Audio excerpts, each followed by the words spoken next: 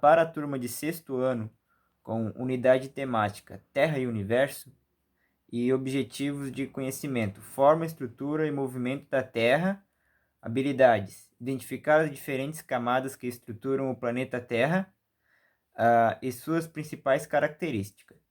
O problema seria de que forma estão dispostas as camadas que estruturam o planeta Terra e como funcionam as mesmas.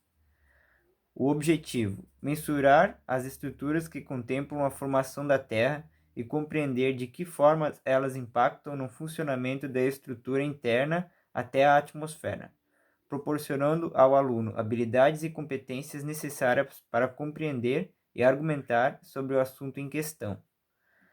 E a atividade seria a construção de uma maquete com materiais fáceis de encontrar como isopor, bola de ping-pong, papelão, palito de dente, papel, tinta guache, cola tenaz e etc.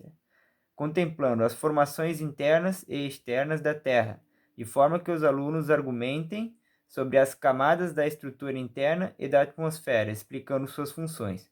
A atividade será desenvolvida em sala de aula com a mediação do professor, de forma que o aluno desenvolva a atividade em grupo de 3.